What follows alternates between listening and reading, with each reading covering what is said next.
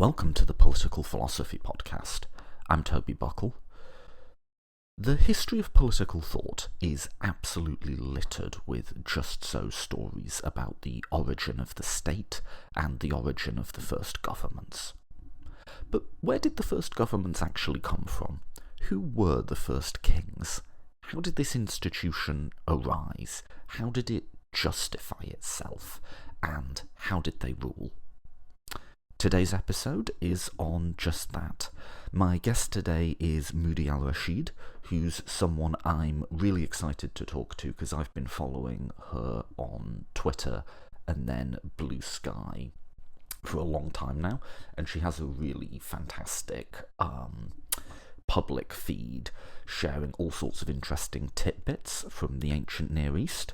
Moudhy is an honorary fellow at the University of Oxford's Woolston College, where she specialises in the languages and history of ancient Mesopotamia. She's written for academic and popular journals, including History Today, on topics as diverse as mental illness in ancient Mesopotamia to education in Babylon. As always, if you like these interviews and you like the show, please do consider supporting my work on Patreon.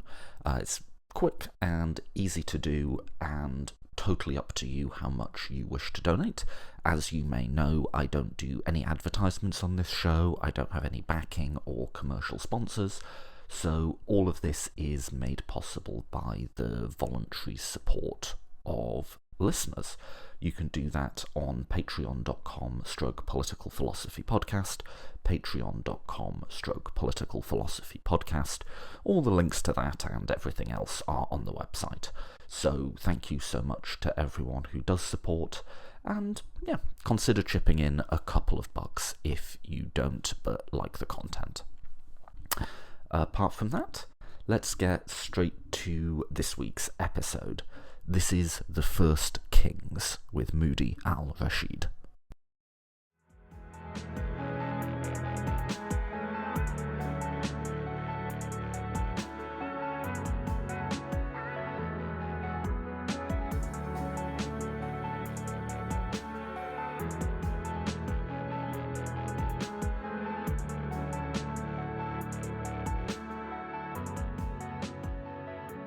I am joined today by Moudhy Al-Rashid. Moudhy, thank you so much for coming on the podcast. Thank you for having me. So we're going to revisit the ancient Near East today. Literally, we've got a time machine or something. Perhaps just to get started, do you want to maybe say a few words about approaching this time period in general? Because some listeners will be familiar from Amanda Padami's episode. But I find in general people are less familiar with this time period than, say, Greece or Rome or something like that. Is there any sort of introductory words you'd give us about thinking about what is essentially the first half of human history in the study of, in this field, what's, say, similar to the study of other periods and what's perhaps distinctive and interesting? Yeah, so I'll start with a few kind of terminology points, so that of words that I'm sure we'll both end up using at some point throughout this podcast, so people know what we're talking about. Well, we're talking about a region that we call ancient Mesopotamia, which is between the Tigris and Euphrates rivers, and is now Iraq, Syria, and parts of Turkey as well.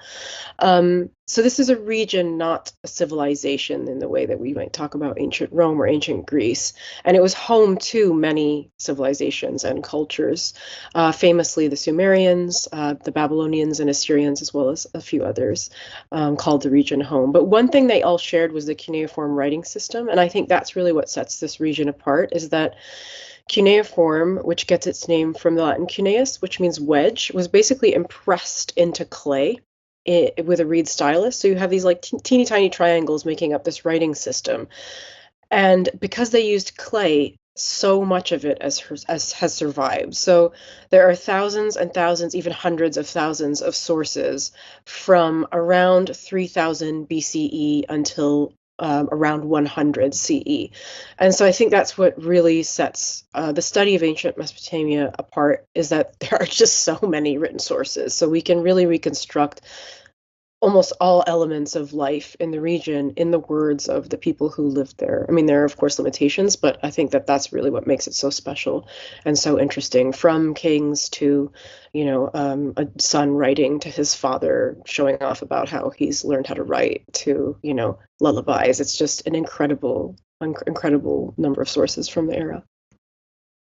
One thing, this is just a riffing off that, one thing that I find for me has been super useful in wrapping my head around history in general is I think there can be a feeling that the number of written sources we get slowly increases over time. Like, obviously, back in the Neolithic, they didn't have any. In ancient world, they have a few. And then as you get into the modern era, more, and printing press, more and more and more.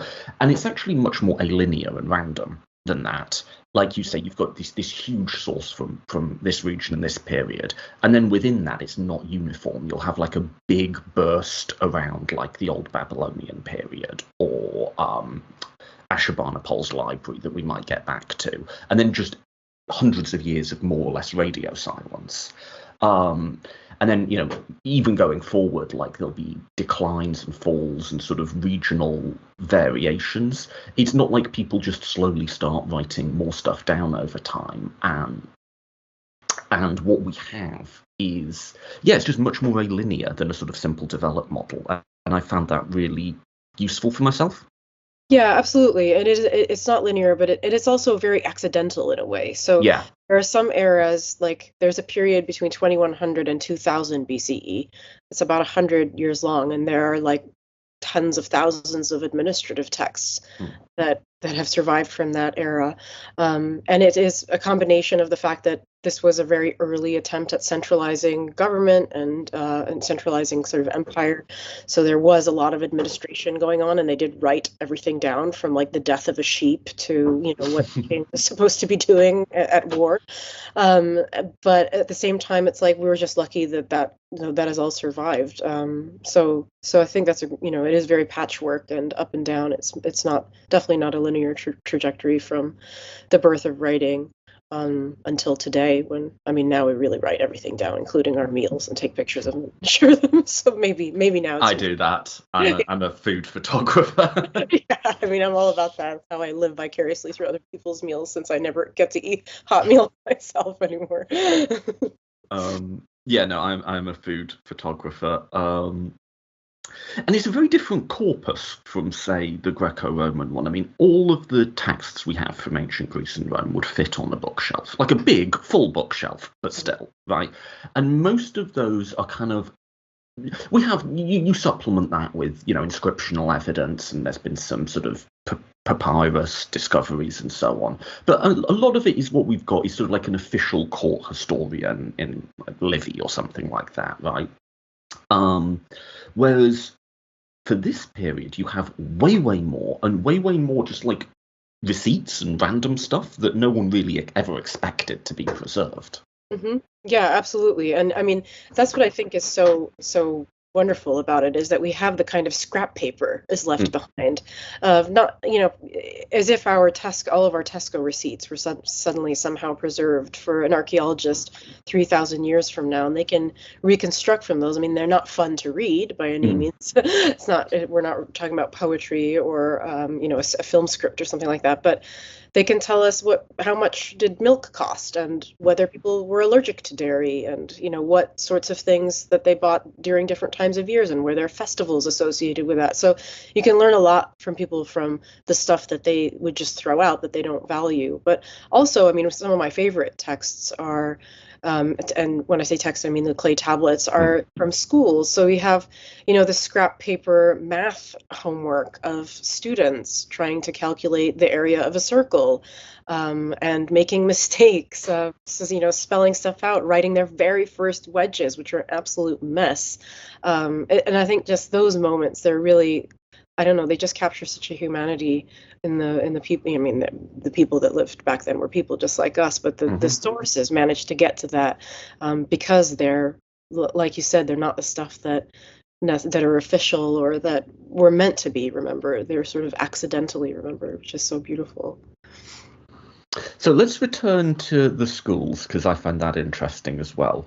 But let's start with the politics. Am I right in thinking that the primary, indeed really only, sort of capital P political institution throughout this period is kingship? And like specifically sort of kingship of these small city-states that then sometimes grew into empires, and also with significant power in temples and priesthoods and so on. But there's never really, as you would have in Greece or so on, experimentation with constitutional design outside of that. No, that's right. I mean, for like 3,000 years nearly, people lived by a kind of concept of authority being invested in a single person, and that single person was also the office of the king, whoever might take that role up. So there was this kind of mingling within the person of the king of the individual person, the mortal person, and this like immortal sacred institution. So it's both a kind of cosmic and political thing, which I think helps really with the longevity of the role, as well as the kind of stability in how people saw it, because there were, of course, variations in how rulership might have been understood, but overall, people expected the same things from the king throughout these many millennia, and the gods as well expected the same thing. So the kings didn't just answer to their population that they were expected to rule properly and to demonstrate, their compliance with what a king was supposed to do, but they also had to answer to the gods who kept them in power and who conferred that kingship in the first place. So there was this kind of throughout Mesopotamian history, so throughout the history of the region, throughout many civilizations and cultures, this kind of cosmic and political element to the role of the king, which I think is really interesting. We'll return to that as well.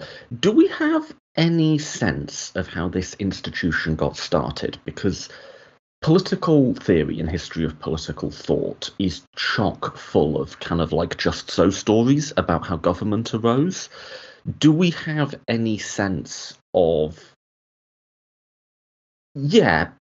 presumably it wasn't just one day someone said, I'm a king, and everyone knew what that meant. Presumably there was some sort of evolution into that. Do you have any sort of sense, even if it's just sort of informed speculation, of sort of how that institution grew up?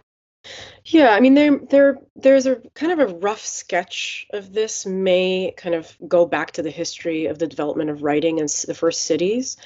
So if I can be forgiven for like the kind of really broad brushstrokes that I'm about to use to paint this, but you have in around 3300 BCE, there's like a kind of explosion of agricultural success in the region, and this is partly due to, new farming techniques, but partly due to. Yeah, I was actually going to say, feel free to stay there for a minute and explain the first cities and what we think prompted that on your way to the first kings as well. Yeah, sure. Yeah, because they're all kind of wrapped up in each other, really. So if we go to about 3300 BC, there's a change in climate, but there's also this change in kind of agricultural practices. And if we start with the climate, there's a little bit of a draining of the landscape in southern Iraq. I won't pretend to understand the geological sort of forces behind this. I just know that that's the thing that happened. And you have a kind of explosion in the number of settlements. So whereas in the, early part of the fourth millennium BCE and the millennium before that, there were about 10 settlements. It grows to about 100 for the kind of last half of the 3000s BCE. And if we go back to 3300 BCE for a second, so we have this kind of these dual forces coming into play where people are becoming more successful at farming, and the climate and the landscape are a little bit more conducive to successful farming. And administrators in the city of Uruk in particular needed a new way to keep track of transactions within that and to keep track of agricultural products.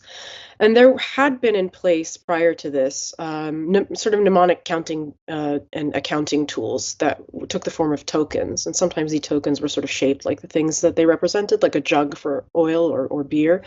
They could also be more geometric or abstract, and they were used throughout the region. But in Uruk, there was a bit of a shift of the medium for this. So instead of you having 50 Monopoly game piece type of things that you use to keep track of transactions or stuff. People used a clay tablet. They used one of the quite abundant substances in the region, which was clay, thanks to the kind of silty soil um, created by the two rivers, the Tigris and Euphrates, and they impressed the same types of information, or they actually traced the same types of information onto clay tablets. So instead of having like 50 tokens, you just had it all in one thing. So alongside that, you have a sort of you have this agricultural success, you have this development of a new technology essentially to keep track of information, and you have the kind of people coming together in cities to keep track of and be part of these agricultural successes. But because there was so much food, it kind of freed people up to do other stuff. And so some suggest that this is where the kind of earliest kind of stratification of society comes from. And where you have social stratification, you ultimately will end up with one person in charge. And there are really, really early documents that suggest that there was one person who had more land, more stuff than some of the other peoples. There's a document at the Ashmolean, a clay document at the Ashmolean, that is quite a famous one, that lists the amount of land that belongs to a kind of a sign that stands for the word in Sumerian En, which means lord in later periods. So we think it also means lord in this period too, and the wife of the En, so the wife of the lord. So there's already this idea of sort of lordship. And within this context of a very early city and a very early kind of administration that's coming up, that's building out from the agriculture. But then how does that become a king, right? How do we go from like a lord or just someone in charge to this thing that's passed down through bloodlines and that's connected with the divine? And that leap is a little bit murkier. We know that in the early 3rd millennium BCE, so the 2800, 2900 BCE, you start to have architectural changes, where instead of there just being a temple in the city, we have another structure that has been excavated. So, for example, in Quiche, that doesn't seem to have a kind of religious function, and that gets easily abandoned at a certain point. And it's thought that those were some of the earliest palaces. And so maybe that architecture tracks changes in the kind of political landscape, where we're starting to have not just a lord, but somebody who inhabits a palace that's separate from the temple. Not that religion was separate from rulership, but just that the person had this kind of distinct role and distinct access to different kinds of privileges that went along with it.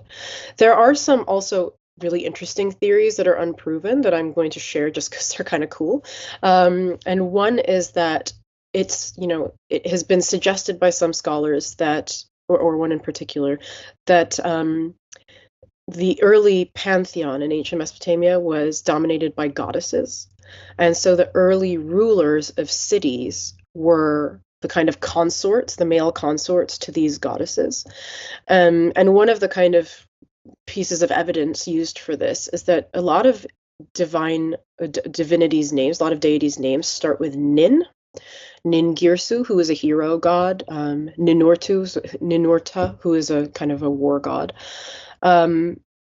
But they are gods. But the word Nin in Sumerian means lady. And there are goddesses whose names also start with Nin, like Ninmah, one of the creation goddesses. So the suggestion is that these early kings started off as the husbands, essentially, of goddesses. And then that is what really cemented the divine element of kingship and helped it to become such a powerful institution. But that is very much kind of an idea that we have yet to uncover a source that tells us that this is exactly what happened. Let me repeat that back to you in my own words to sort of see if I'm understanding. So there's one way of you could look at it, which is kind of, I guess you could say, a materialist story in which you have a sort of increasing agricultural surplus, increasing sort of centralization in cities. And with that, you'll get winners in that economy. You'll get larger landowners. You'll get a sort of I guess in our terms, like a landed gentry. And, to maybe track to some other periods, we can sometimes read like early modern kingship back into the ancient world incorrectly. So, like, we assume we're talking about someone with the powers of a nation state behind them. Whereas, like, when we talk about the kings of Rome, which is kind of mythic, but they probably were real people, all we might be looking at there is like the most powerful big landowner and like rich guy who can exert a degree of control and influence over his other aristocrats, but well short of anything like a Bourbon monarch.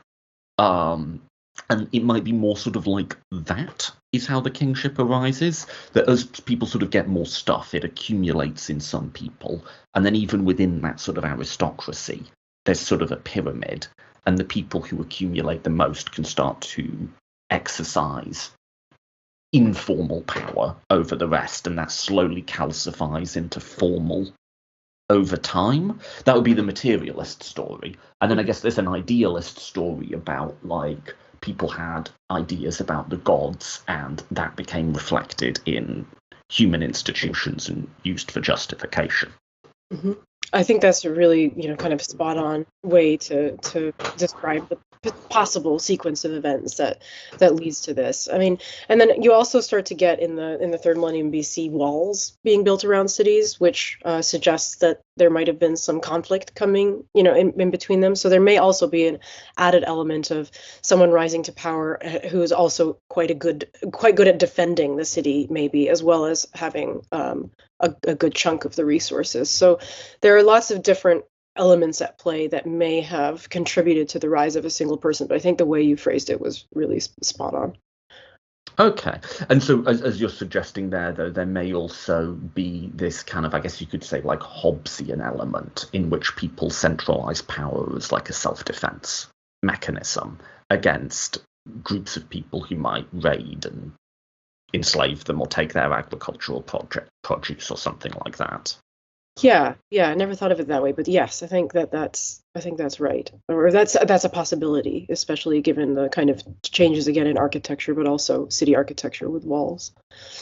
One data point you could put there is in the Bible. That's the sort of origin story they give for the Israelite and Judean kingships. Now, this isn't like way back at the beginning. It's more like the institution. I'm guessing if you're taking this story as historical, and who knows, then it's the reinstitution of kingship after a time of political fragmentation after the Bronze Age collapse. And you've got a more sort of fragmented tribal rule. And then people are like, hey, these Egyptians and these Philistines and whatever are raiding us and taking our stuff. We need a strong man. So there's at least some evidence from the time that people at least had that as the story in their head, whatever the historicity. Mm-hmm. Yeah.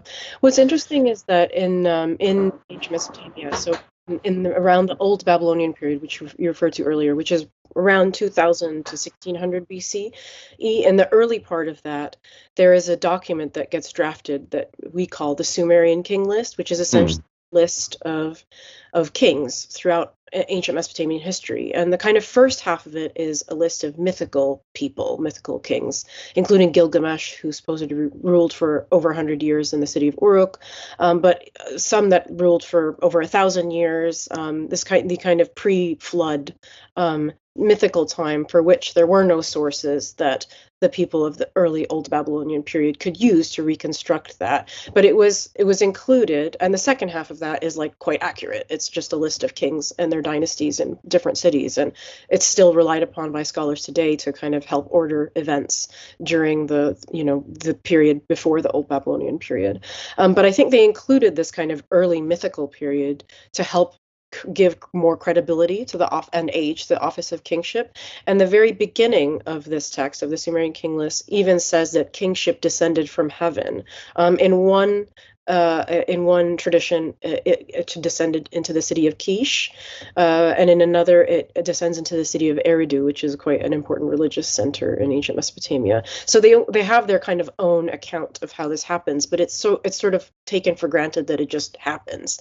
They don't give a kind of evolutionary explanation for where the king comes from. It's just something that comes from the heavens and then is exercised in this really specific way. First in a pre-flood mythical time, and then in kind of real time with real people. You can kind of see, and this is perhaps a silly thought, but it's kind of the story you'd come up with if you just kept asking why. This dude's the king. Why? Well, because his father was. Okay, why? Well, his father was. Okay. And you keep going and eventually get, well, you go back, it gets to the gods. You can sort of, Yeah.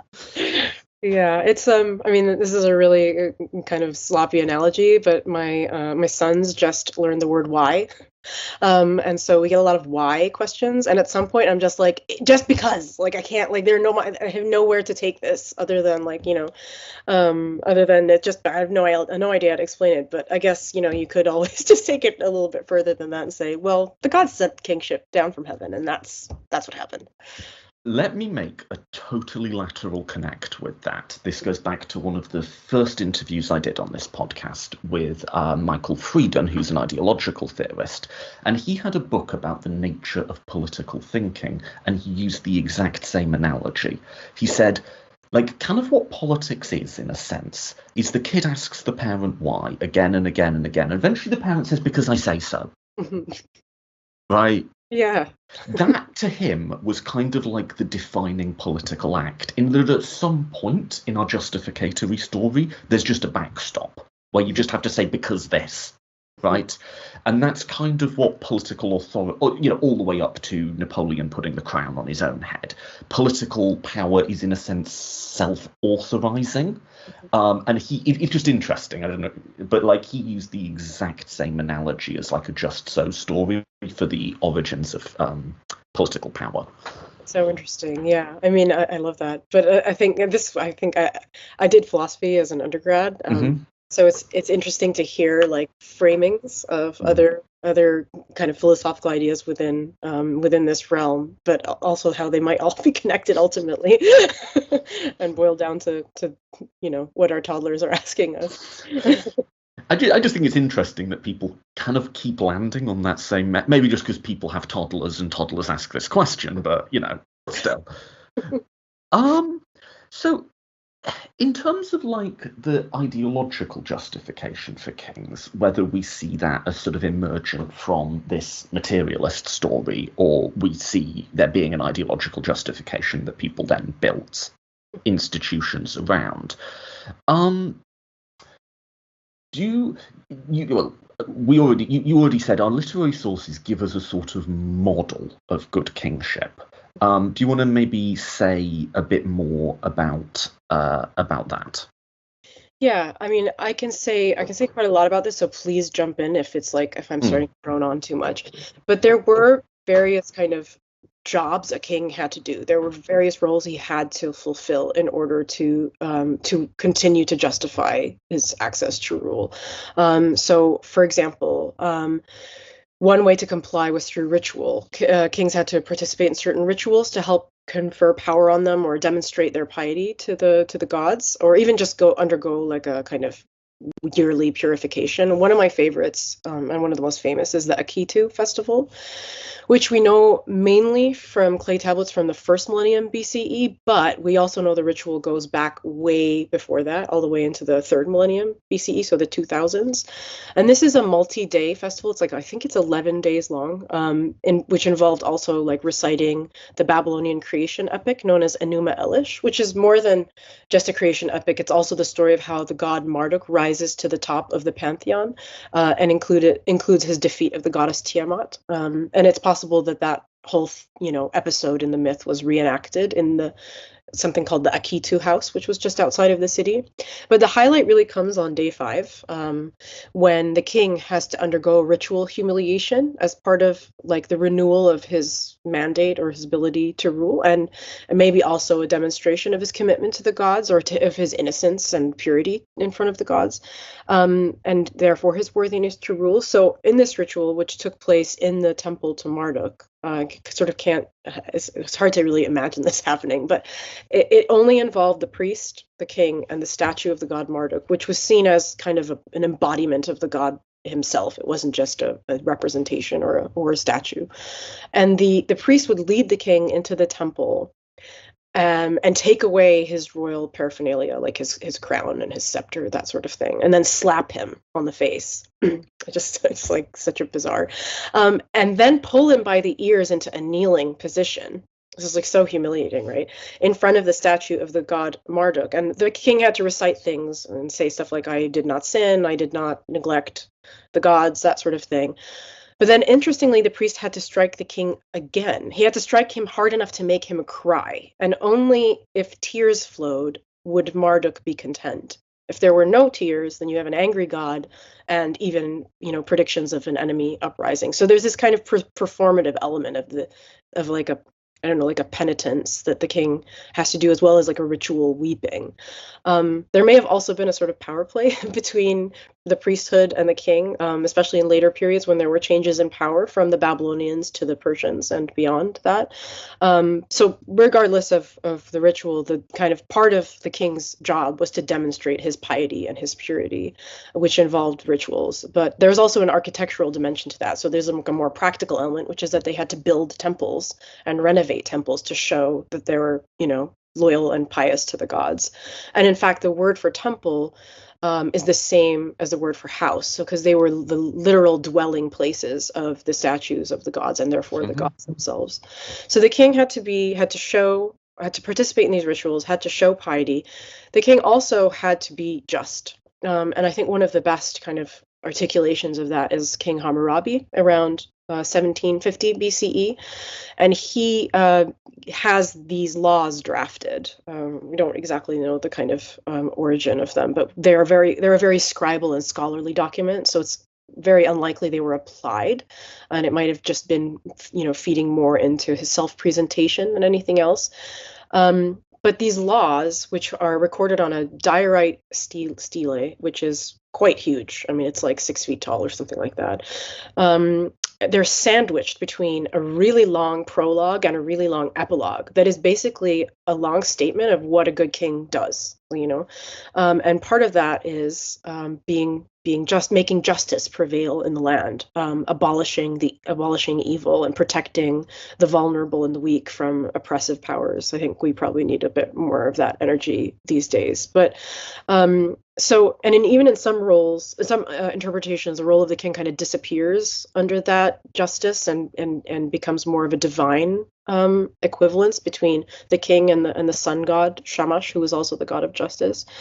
So the king had to do these rituals, be pious, dispense justice, but also bring order to chaos. Like, the world is chaos. We know this very well, but it was also chaos back then. And so one of the things that the king had to do was protect his people, but also be seen as a kind of force for order in a world of disorder. And I think this is really well articulated in the Assyrian era, where you have kings demonstrating their strength through things like lion hunts, which are the most kind of unnecessary thing that you can think of, to show just how strong they are. And the lion kind of symbolizes the raw power of the wilderness. And if a king can overcome and overpower that, then they can do anything, really. And part of the reason they sort of go to war so much is to show, again, that domination, that ability to overpower the forces of chaos outside of their borders and expand their borders in the process. So there are lots of things that a king had to do. There are these ideologies that they had to comply with, and they had to write about it too. They couldn't just do it. They had to, it's only real if you write about it for the gods to gaze on, and even in monumental inscriptions descriptions for people to see, even if they couldn't read it. So they did quite a lot to show that they were doing their jobs well as kings. And there were examples from literature of the kind of ideal king, and Gilgamesh being, the primary example of that. Which I can talk more about if you want me to tell everyone about Gilgamesh. Let me ask a clarifying question though, because this is something I struggle to separate in my head. When we talk about the king needs to justify their role, to whom to what extent is this up to the gods or down to the population? Like, to what extent does, I guess we would call it they're not going to vote them out or anything, but to what extent does public opinion matter? And is it kind of like a bit of both? Like, they're doing this with one eye to the gods, but also with a sort of performative element that they want to be seen as pious for the population, or at least the sort of sections of the population on the hierarchy below them who might do a coup or whatever. Yeah, to what extent is this just justification looking up or down, or both? Yeah, I'd say both. So, I mean, the role of the king is sort of this mix of kind of integrating humanity into the broader universe, this bridge between the divine and the human, and maintaining harmony between the two. So he was the sort of link, and that role was kind of one of harmony and integration. So at the same time, the role was earthly, but to keep it, he had to demonstrate regularly that he was meeting a host of obligations, and that was to the gods. But it may have also been to people, because we have these kind of cycles of power that are quite brief, actually. So I spoke earlier about that 100-year period between 2100 and 2000 BCE. We call this the third dynasty of Ur. And I think it's 5 kings. And then after that, they're sort of overthrown with a rebellion. And then there's kind of a period of chaos. And then there's other dynasties kind of rise in their place. And then similarly, if you fast forward a bit to the Neo-Babylonian period, it's also about 5 kings.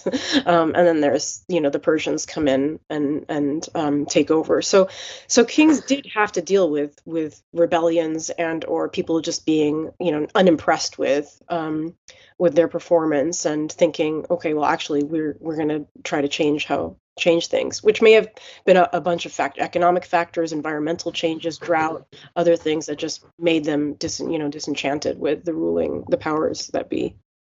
I mean, you could make an analogy to European history, though. In the broad sweep of human history, 5 kings isn't that much, but you could think of dynasties in our sort of area, the Tudors, where you've got, what is that, 5?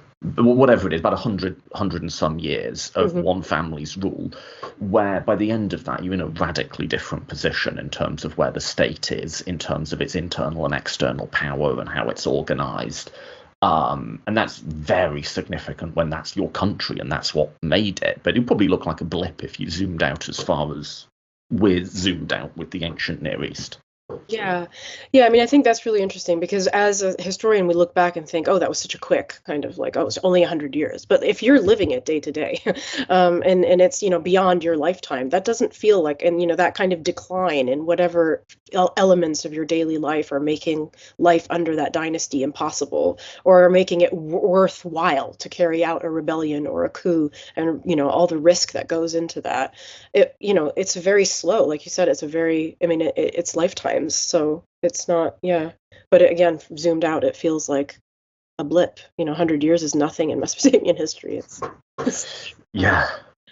I mean, this is something that, like, I just like thinking about, like, the vastness of time from, say, the first cities and then the invention of writing to what we would tend to think of as, like, the start of recorded history in biblical or Greece or whatever. It's just so long. Anyway, you mentioned there seems to be this very entrenched sort of ideological construct around what the office of the king should look like and the duties and so on, that even though it has variance and so on, does seem very, very stable over time.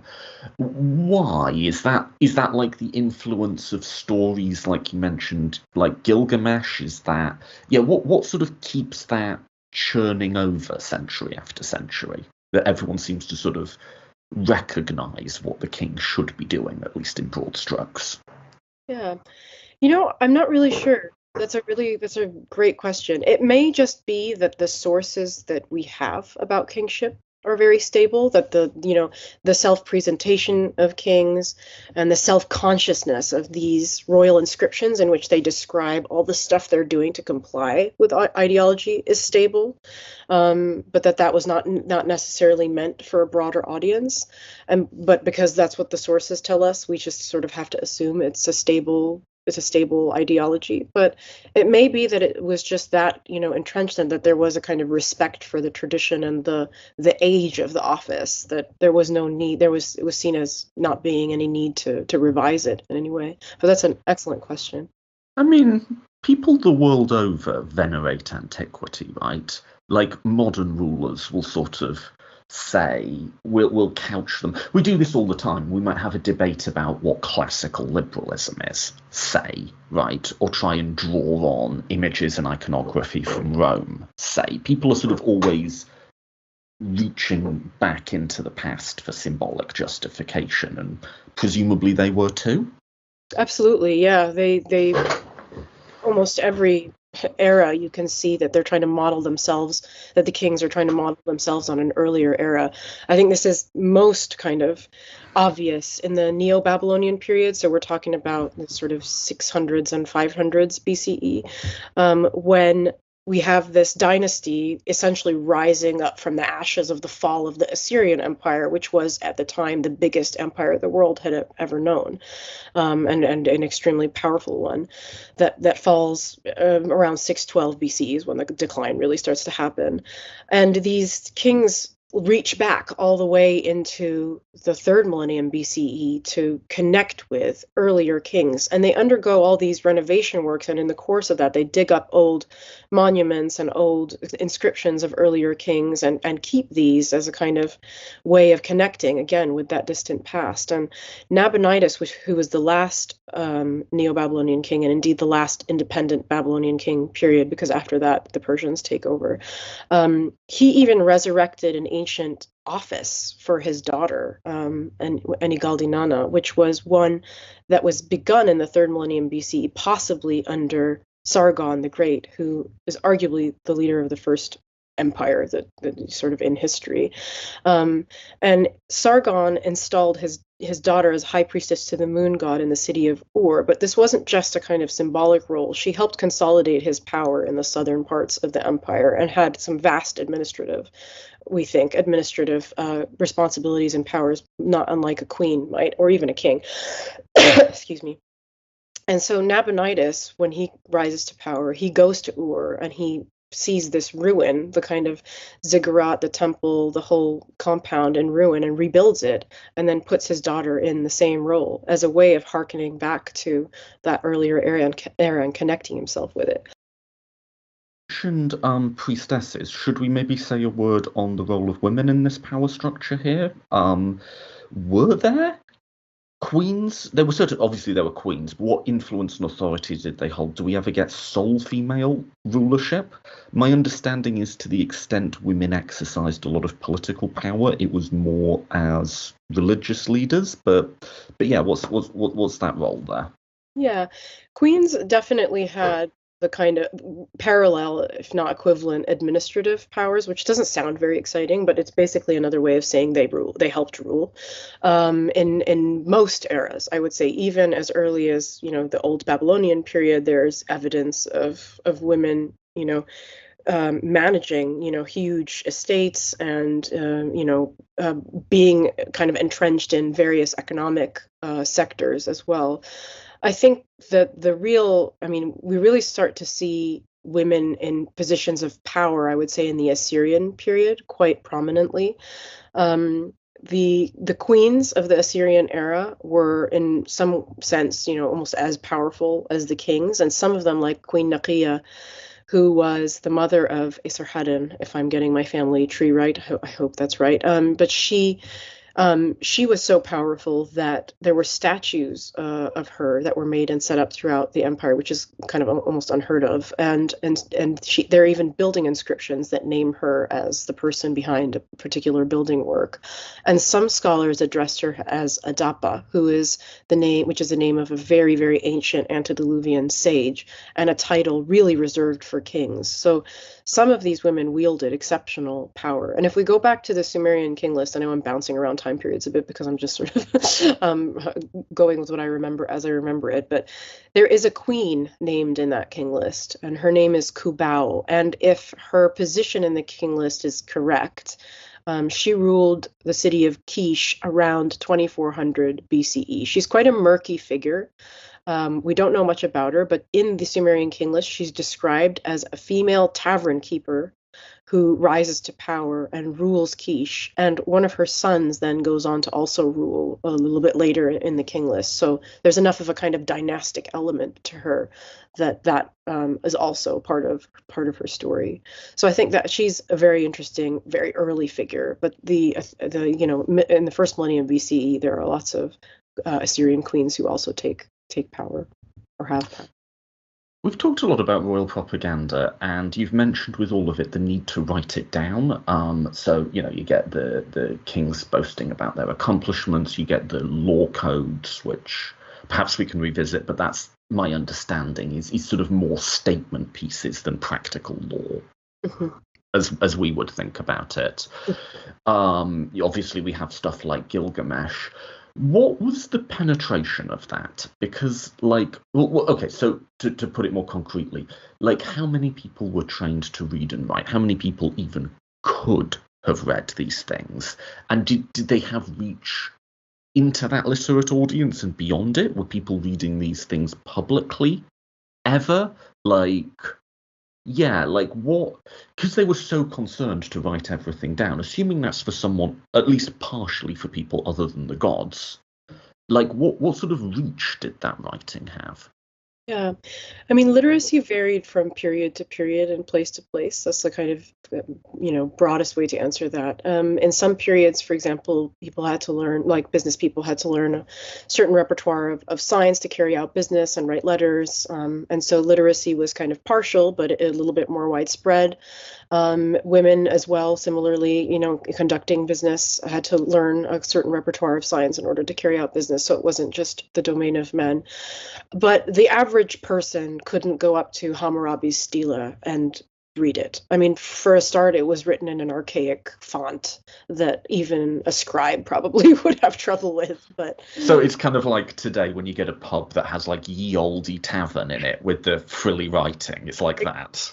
Exactly, where the S's look like F's or whatever. So you just, but at the same time, there are hints that, these may have been in some way accessed more broadly, at least from a propaganda perspective, even if not from a legal perspective. So if we go back to Hammurabi's law collection, there is a phrase or a sentence in the epilogue that says something like, "Let the wronged man stand before my stele and find his kind of problem and seek justice for it." Now, we don't actually think that means that the laws were applied to the letter, but it may suggest something about the audience for them, because the laws are very much a scribal document. They follow the pattern of scholarly works as with if-then statements, and then the if-then statements get varied in really specific ways that match up to how other scholarship was done, like astronomical observations and omens, for example, in medical texts. So this is very much a scholarly document and not a piece of legislation. But why is that there?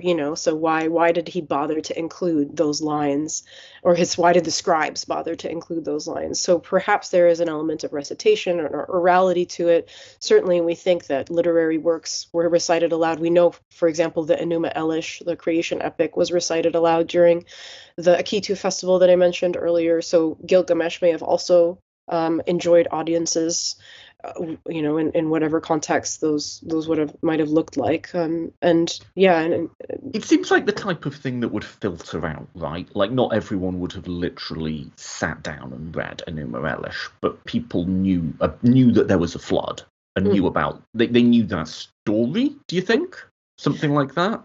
Yeah, and I think like these stories don't just like come out of nowhere, right? We don't have the same information about authorship for text from ancient Mesopotamia that we do today. It was more the exception than the rule for someone to take credit for writing something. So the idea may be that a lot of these stories are based in a kind of oral history or an oral literary tradition. And the Gilgamesh is a great example because there are Sumerian stories of Gilgamesh that predate, or at least we think predate the standard Babylonian. Well, we know it definitely predates the standard Babylonian version of the epic. And these may have been recited aloud, say, in the courts of the kings of the third dynasty of Ur that I mentioned, that 100-year period, for courtly entertainment, or elsewhere. So I think there is, it would be unlikely for these stories to just be for a really small segment of society, even if it's not, like you said, from start to finish, exactly in the same way every single time. But, we tell our kids lots of stories. I mean, I have like 8 different versions of the Three Little Pigs that I tell my kids, so I'm not comparing Gilgamesh to that, but stories have a way of finding, they find ways to be told, right? And they find ways to be remembered, even if they're not written down. My understanding is, and let me tell you how I understand it. You can correct, revise, build on. Is that these stories, your Gilgamesh, your Enuma Elish, even going forward into like the biblical period, are sort of long, iterative processes to the point where even thinking about authorship in our terms is kind of misleading. They have oral inputs and written inputs, and people, obviously back then you have to copy texts manually, and in a different generation someone might copy it but make additions or subtractions to the text, and it will kind of evolve over time.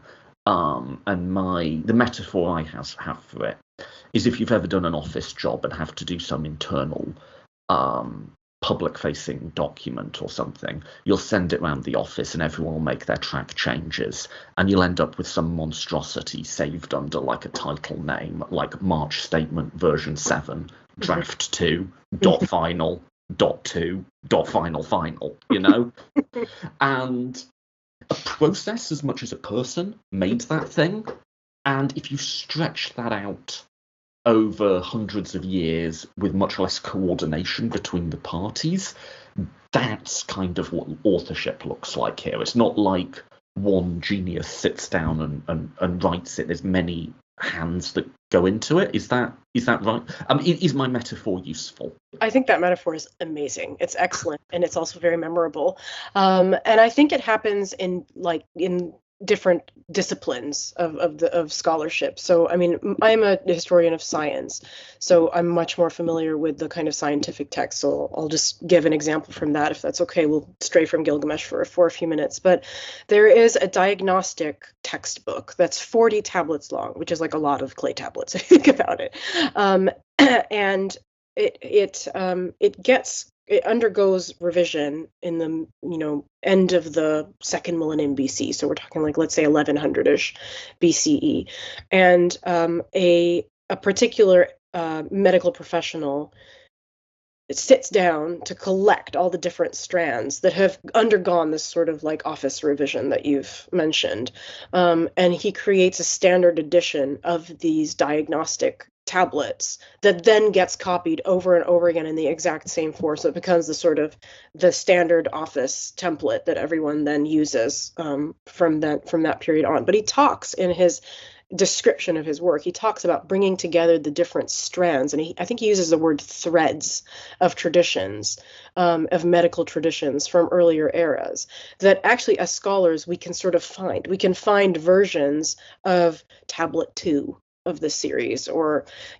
tablet 6 lines 1 to 60 that are almost exactly the same as a copy of a much earlier medical tablet that's from 500 years earlier. So these texts do undergo kind of copying, and the copies tend to stay quite faithful, but then there are also these moments of kind of revision with the dot final that maybe one scribe undertakes, but that's not the author of the document. That's just the compiler and the editor who then turns it into something that can be copied more extensively for throughout the region for longer periods of time. And something similar, I think, happens with Gilgamesh. And there's a scribe called Sin Leki Unini, and I think it's also around 1100 BCE.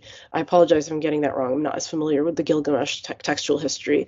And he adds his own sort of introduction to the myth, which spotlights wisdom really as the kind of theme that he wants to focus on, and brings together the different kind of versions and creates this standard version of Gilgamesh that gets recopied all the way into, the 2nd century BCE.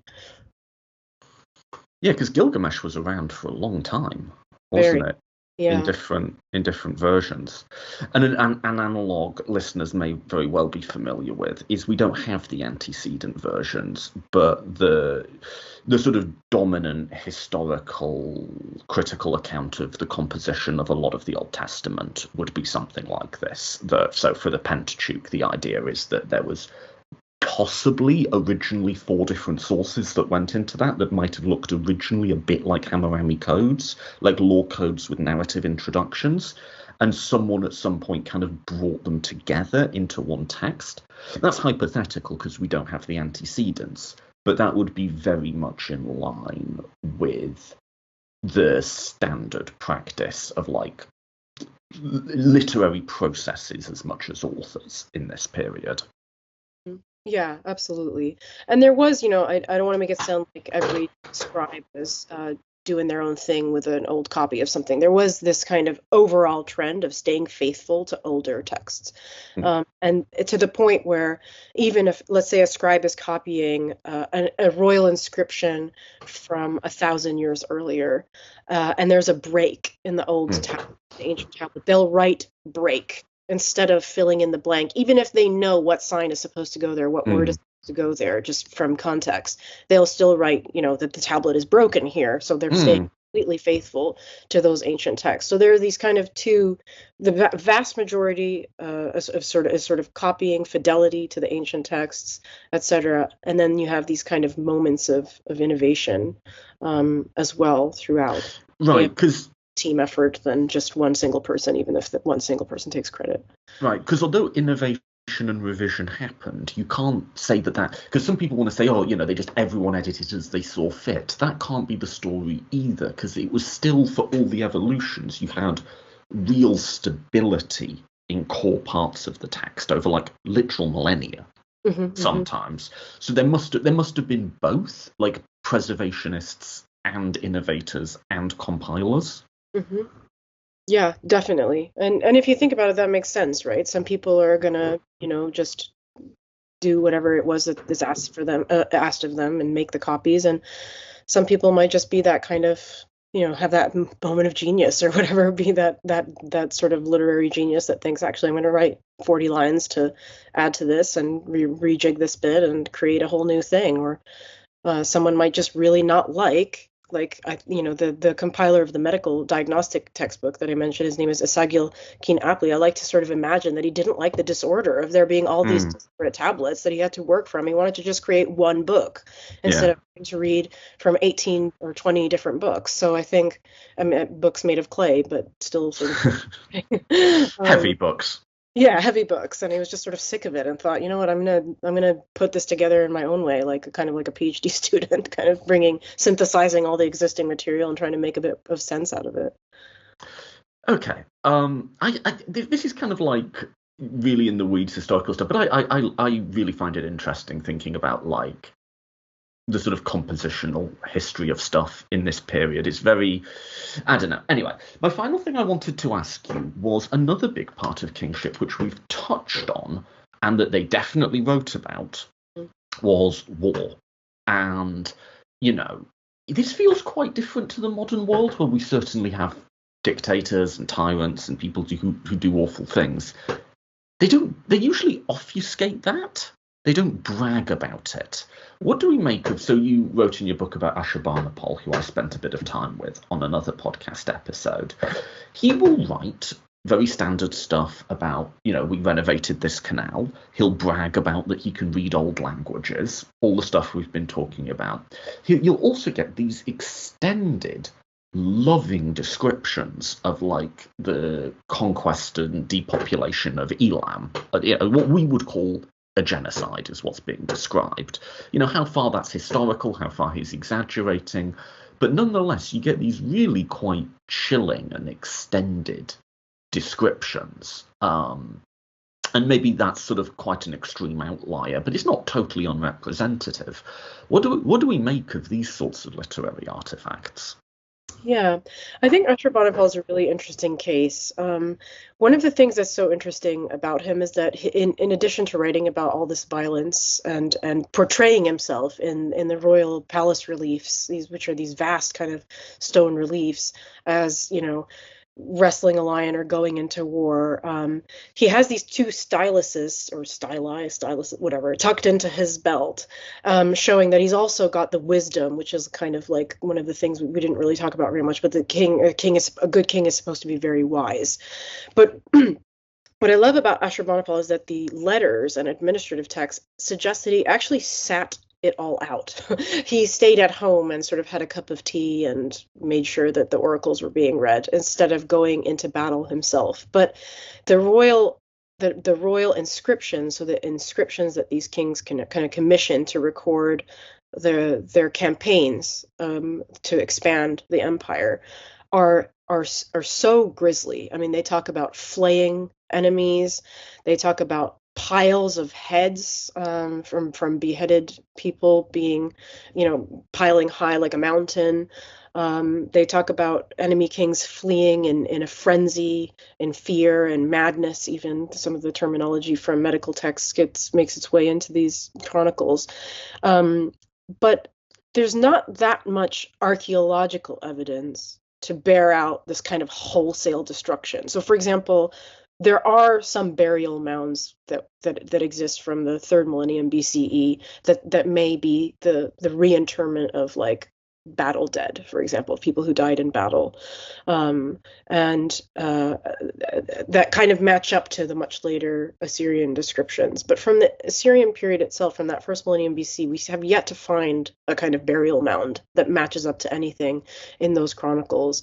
And in fact, if you think about it, it makes absolutely no sense to slaughter the most able-bodied members of a population when you are trying to expand your empire and therefore also expand your workforce and redistribute populations to. Yeah, I was going to say, what about like moving people around? Because that seems to like forced depopulation. That might be a bit harder to show up archaeologically. Like that's something they went on about a lot. Do we think that happened? Yes, we think and know that happened. I mean, that is portrayed in the royal reliefs as well, which are quite, devastating and moving images of like entire families being forced to walk. I mean, who knows how long? Toddlers on people's shoulders, babies breastfeeding while women walked, and you can just sort of imagine the kind of context for this, forced migration of people. But I mean, that we know was done to kind of first of all, to break up potential rebel groups.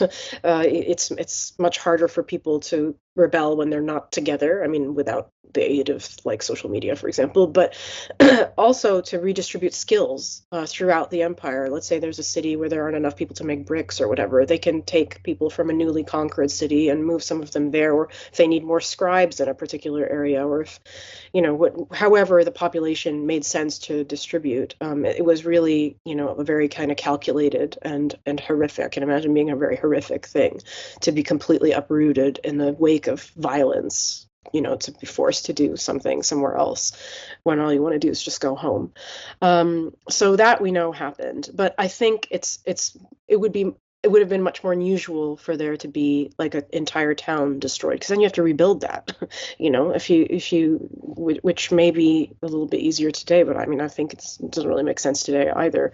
You don't destroy a place unless you're actively trying to erase a place, which I don't think the Assyrian kings were typically trying to do. It was more calculated than that. Do we have any sort of sense, you I know have talked about like depression and mental health in the ancient world, about like sort of the psychological consequences of all this? Because even if like the most extreme stuff that Ashurbanipal was talking about was an exaggeration, it still seems like a very brutal, traumatic process for a huge number of people. Do we have sort of any sense of like what this sort of conflict and forced movement, like, yeah, how people just processed that? Yeah. That's a great question because there are, thousands of medical texts from ancient Mesopotamia, and many of them deal with mental distress in various forms, whether it's, descriptions that resemble how we might understand an experience like anxiety or depression, as well as the kind of concomitant symptoms like sleeplessness or insomnia, loss of appetite, all the kind of physical things that go along with it. But as far as I know, none of them describe those as being as a result of war and violence. There are there are kind of literary works that seem to process and try to protect against violence in a way. So there's a myth called Era and Isham. Well, that's what we call it. Again, it has its own kind of ancient Akkadian title, and it is essentially a kind of almost like a meditation on violence. But one of the gods of war, Era, and his kind of deputy Isham, go through this kind of conversation where Era's basically like, "I'm bored. I want to do war. I want to be violent," and he goes through all these moments of destruction, and at the end, very unusually, the author names himself. I can't remember his name, but he names himself and he basically says, I've written this work, and I hope, not in these words exactly, that it will, that we won't be doing this kind of violence because of how freaking horrible it is. And people used to write passages from this on tablets or maybe even amulets, if I'm remembering correctly, as a kind of almost like prophylactic to protect them against violence. So there were maybe other ways to process the fear, the trauma that aren't medical strictly, or that may have had a kind of accidental medical effect, but that are achieved through literature and maybe ritual in some cases as well, incantations, other ways to protect oneself against just bad things happening, whether it's as a result of war or some other violence that is visited on you, not sort of accidental. Yeah, I mean, another side to that question is, did people suffer trauma through participating in this violence? Did soldiers in the ancient... So one thing we've debated to death in, like, Greco-Roman history is, did combatants suffer PTSD? And there's just very little data to go on there. There's, like, 4 passages where something is being described that sounds a bit like it, but not quite. So there's one where apparently a soldier at Marathon was struck with what we would call hysterical blindness, like they just became blind after a traumatic incident. There's another where a Roman soldier is described as the sight of the enemy army seems monstrous and inhuman to him, and for the rest of his life he can't go to sleep without thinking about it. Mm-hmm. Which, like, and there's kind of always been these 2 schools of thought. One which says PTSD is a modern thing. This is like being shelled or being under gunfire or like trench warfare where you're constantly at this heightened state for like months at a time. Ancient battle isn't like that. You line up in a field, you stab each other and you go home. But then there's this other school of thought which sort of says, I don't find that psychologically plausible. Like, they must have. If you took a few thousand people today and put us all in a field and we went at each other with edged weapons and you visited the survivors in 10 years, you'd presume at the very least to have some unsettled sleep there, right? Like, that just doesn't seem real, that people walked away from, even if their mindset and ideology was radically different. And I don't know if there's anything even if it's just sort of speculation you've had from your period. Because in the Greco-Roman, they don't give us, even though battle was fantastically important to their sense of manhood and their justification and their political history, they don't give us very extended descriptions of it. They sort of just assume we know what it is and they don't talk about it. Mhm. And then the tiny bits we do have been absolutely chewed to death, every which way and the other. So I don't know if your time period would have anything to add to that conversation. Yeah, so I don't think the two kind of positions you described of like you can't say they have PTSD because that's a modern diagnosis and they must have been affected in some. I don't think those are necessarily at odds. Like I agree that retrospective diagnosis is not the right kind of approach to ancient texts.